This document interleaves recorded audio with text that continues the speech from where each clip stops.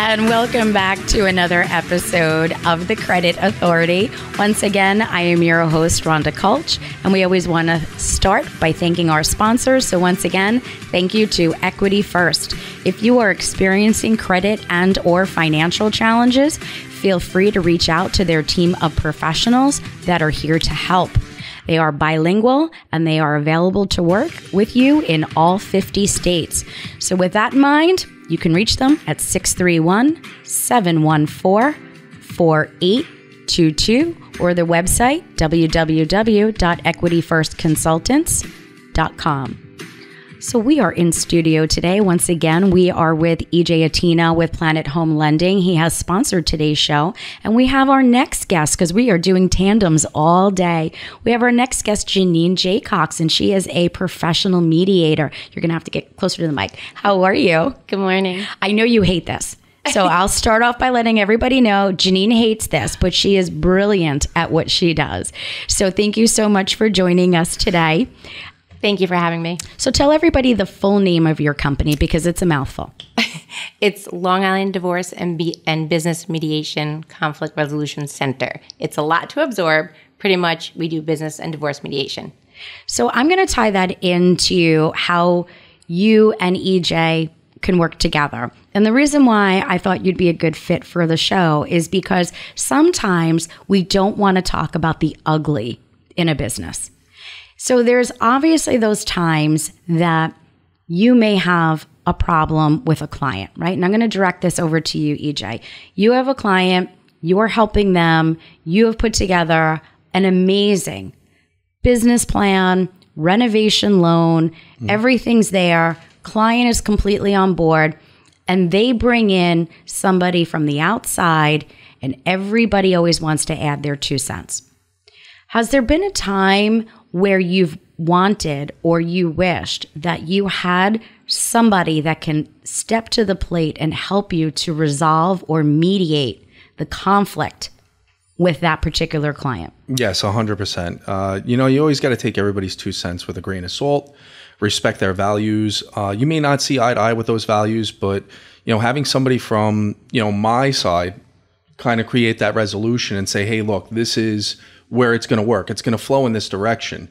And what you're trying to do is take it in a different direction. Why don't we meet somewhere in the middle where mediation really comes into play and it shines? Yes. It does. And, Janine and I have spoken about this before, which again, I thought would be a creative piece to add to today's show. Nobody ever wants to talk about the ugly. No. Right? Everybody, and again, we just got done speaking with Jose. We talked about social media and networking. So when you hear these segments, it's always about sunshine and roses. Oh, yeah. So let's get dirty for a minute. Oh, yeah. So, renovation loans are time consuming. Yeah. Tell me a little bit about some of the challenges that you face when working with a client that is applying for a renovation loan and how that process works and where there potentially could be a hiccup in between. Architects, them drawing up plans, zoning boards, a lot of yellow tape that you really have to navigate through. And if you're with the right person, then they know how to navigate it. That's key, right? But I always have a problem with not so much the contractors. The contractors, they'll give you an estimate, and sometimes that estimate will grow beyond what they originally estimated. And they have yellow tape themselves, surplus, chain issues, getting in your material in the right time, let me digress back to the architects as well as the zoning boards. Those are the biggest pitfalls. I would say those are the hardest steps to get past. Once you have everything approved, your ducks are in alignment, it's go to work time, right? And making sure that you have everything else essentially in order. Paperwork, I get paperwork done. Making sure contractors and, consultants and everybody are on site the same day, that's me doing my job to the best of my ability. I can't control an architect. I can't control the town and their schedule, especially considering what just recently happened with Suffolk County and, us being down, our records department being down, so forth, so on. Those are some of the pitfalls that, I try to get people in, expediters and mediators to help alleviate that burden. That's where, it comes into play. So I'm still having a moment. I'm just making sure people understand when they're doing a renovation loan, You're not handing them cash like, hey, go. No. We're going to close and I'm just going to hand you 50 grand. No. Like, actually, it's a draw. Explain that so that people understand procedurally what we are talking about in a renovation loan, because it's not you to go to closing and I hand you cash and good luck and good riddance. There are two different loan programs. There's a standard loan program, and then there's an express loan program. An express loan program is anything less than $35,000. So you're updating a kitchen and a bathroom, that's less than $35,000. What we'll do is we'll give you 50% of that money up front. So this way you get the project underway and get it, situated as fast as possible. You don't need architects for that. You're not removing walls. That's not within that budget.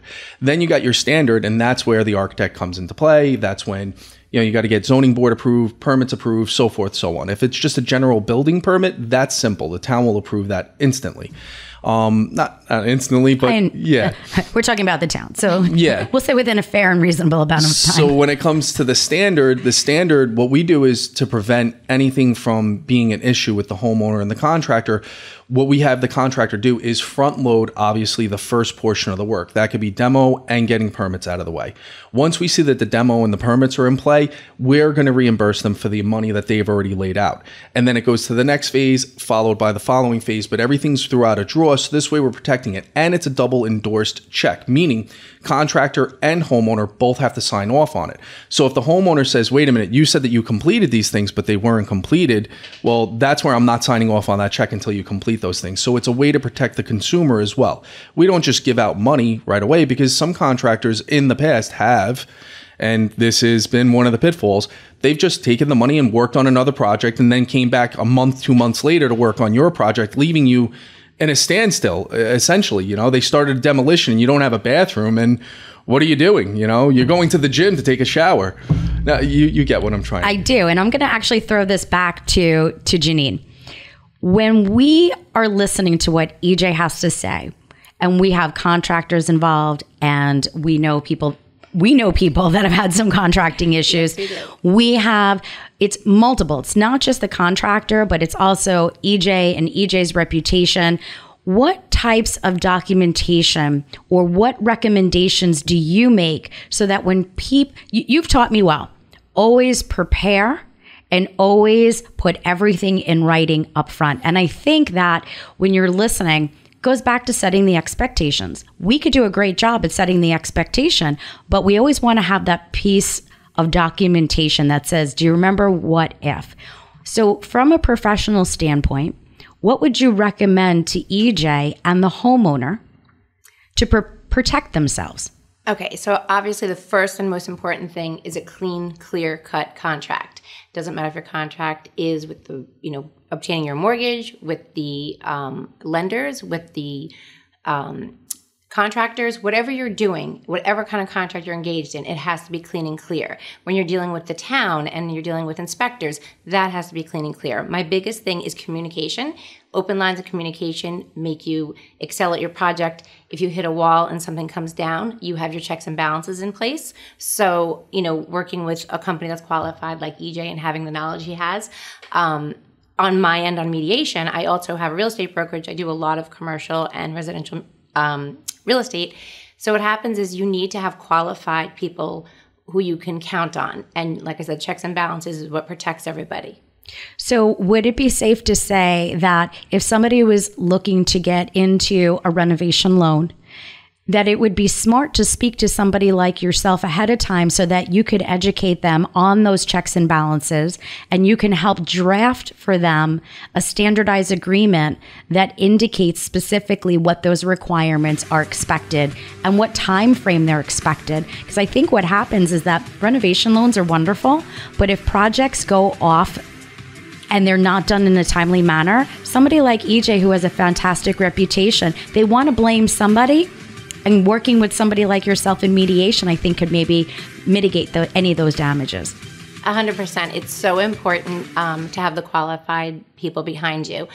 Doing an agreement and having your expectations met, that all comes to due diligence and staying on top of your contractors and being involved in it. But yes, I think reviewing and also going to real estate brokers or agents that know the town regulations, laws, have expediters in place. There's a lot of people involved to get a good end result.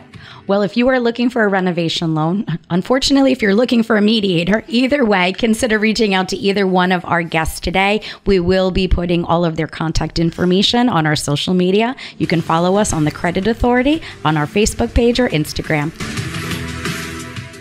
The views and opinions expressed on this program are not necessarily those of this station, JVC Broadcasting Management, or its sponsors.